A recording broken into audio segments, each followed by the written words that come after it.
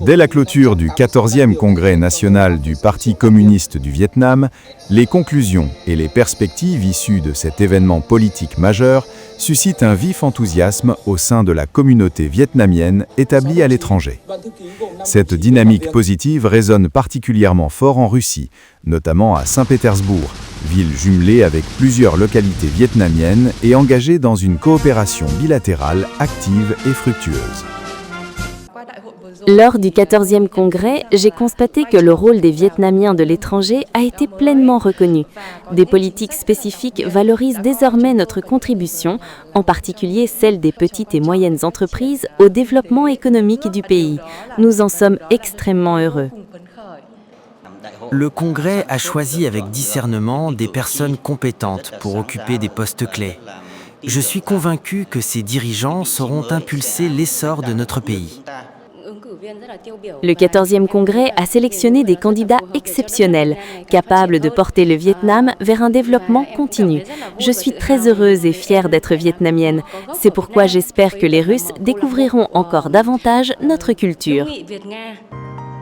Fiers du développement de la nation, les membres de la communauté reconnaissent leurs responsabilités et s'engagent, chacun à sa mesure, à mettre son intelligence, ses compétences et ses ressources au service d'un Vietnam fort, prospère et respecté. À l'occasion du 96e anniversaire de la fondation du Parti communiste du Vietnam, les autorités de Saint-Pétersbourg ont récemment organisé une table ronde consacrée à l'analyse des résultats du 14e congrès national du PCV. Le vice-président du comité des relations extérieures de Saint-Pétersbourg, Vyacheslav Kalganov, s'est déclaré honoré que son institution figure parmi les premières autorités étrangères à organiser un séminaire consacré à ce congrès. Cet événement politique majeur revêt une importance particulière pour les organismes de la ville engagés dans la coopération avec le Vietnam.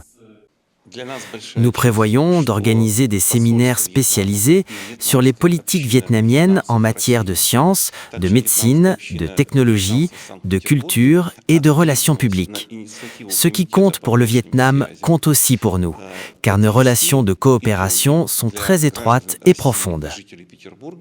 Les autorités et universitaires russes ont exprimé un vif intérêt pour la politique étrangère du Vietnam et pour sa diplomatie au service du développement, en particulier sa priorité accordée à la science et à la technologie, à l'innovation et à la transformation numérique, considérées comme des moteurs clés de la croissance économique.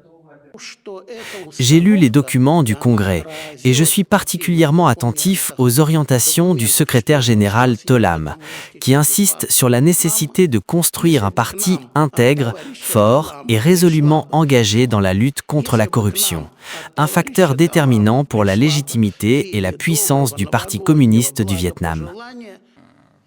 En étudiant les documents du Congrès, nous pouvons identifier des facteurs essentiels pour le Vietnam, les mettre en relation avec les objectifs et orientations actuelles de la ville et élaborer ensemble une feuille de route afin d'atteindre les objectifs bilatéraux. Auparavant, le 25 janvier, l'Union de la jeunesse communiste Ho Chi Minh et l'Association des étudiants vietnamiens en Russie ont organisé une conférence thématique en écho de la journée d'action de la jeunesse, célébrant le succès du 14e congrès national du parti. Cette rencontre constitue une activité socio-politique majeure, reflétant l'aspiration des jeunes expatriés à contribuer au développement de leur pays d'origine. L'objectif principal de cette conférence était d'insuffler l'esprit des résolutions du 14e congrès dans la vie des étudiants. Dans son allocution, Madame No Thi Tu Huai, conseillère et membre du comité permanent du parti en Russie, a salué les initiatives et le dynamisme de la communauté des étudiants. Elle a exhorté la jeune génération à poursuivre ses efforts académiques et à mobiliser son intelligence ainsi que son sens des responsabilités pour servir la nation. Au cours de la conférence, les représentants des étudiants ont présenté leurs réalisations, leurs programmes et leurs objectifs pour la nouvelle année.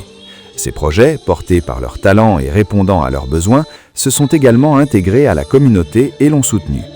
Lors de cet événement, des documentaires retraçant le parcours de jeunes, leur détermination et leurs aspirations à contribuer au développement de leur pays d'origine, ainsi que des films inspirants pour les jeunes dans leur quête de connaissances et leur engagement national, ont également été projetés. Ces initiatives contribuent à l'avènement d'une nouvelle ère de développement pour le Vietnam.